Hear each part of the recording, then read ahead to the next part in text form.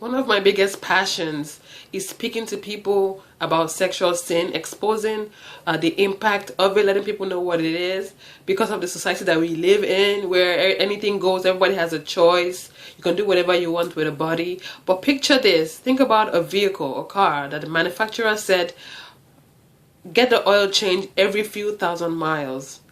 And a person buys the car and decides, I don't want to do that, and they just never get an oil change. What's going to happen to the car? The car is going to break down very soon. So it's the same thing. When we're saying, oh, this is how I want to use my body, I have a choice, I can do whatever I want, you're only messing yourself up, because very soon your body, your mind, your spirit, everything's going to break down, because you're stepping outside of what God intended for sexuality, which is that, husband and wife gets married and they can have all the sex they want, and if you're not in the category I just mentioned, in a godly marriage, then you have no business engaging in sexual encounters. And that's just the way it is, even though it's not something that is accepted in today's world. But specifically today, I want to talk about children and the protection of children from sexual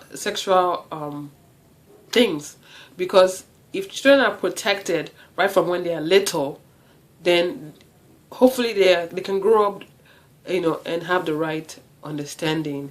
So our duty as parents, the duty of parents, is to make sure that your children of different genders, if you have a boy and a girl, they should not sleep in the same bedroom. They should have separate bedrooms. They should not see the nakedness, of each other. They should be bathed separately. They should dress up separately. They should just have separate, they should give each other privacy. And that can only come from the parents teaching them that, and the parents setting up the household that way for them to be separate, because that's how it should be. They should not be exposed to nudity. They should not be exposed to the nudity of their parents either. So daughter doesn't need to be seeing daddy's nudity. Son doesn't need to be seeing mommy's nudity, because they are separate genders and it should be kept separate. The innocence of children should always be preserved and protected, because that's the proper way. That's the way it's supposed to be. Also, parents should not allow children to raise themselves.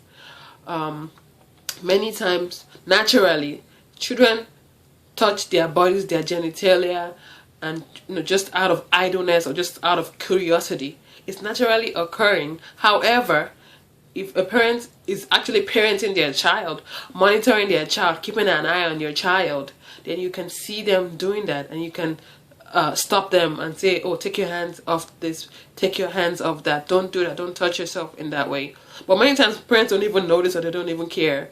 That's the kinds of thing that may lead to something like masturbation or things like that, because it's a tendency, but it can be corrected, with proper, in the right way, gently, and letting them know that don't touch your body parts unless you're washing yourself or something like that.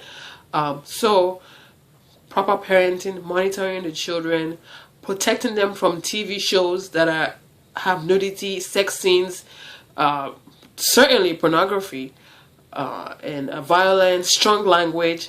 Children should be protected. Many of us, our children are being raised watching the TV.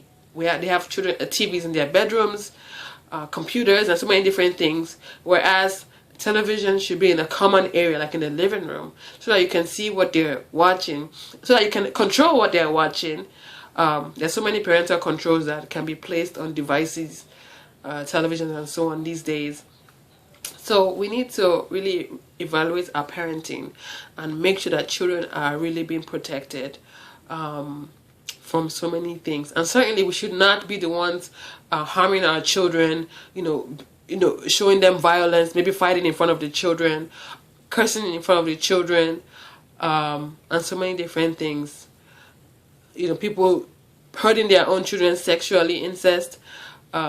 There's even siblings hurt siblings these days sexually. I've heard of a 5-year-old hurting a 2-year-old sibling. So we need to pay attention to the children, be a good example to them, pray for them constantly, and teach them the right things, guide them on the right path. And I want to thank you for watching this video. I'll have other videos on similar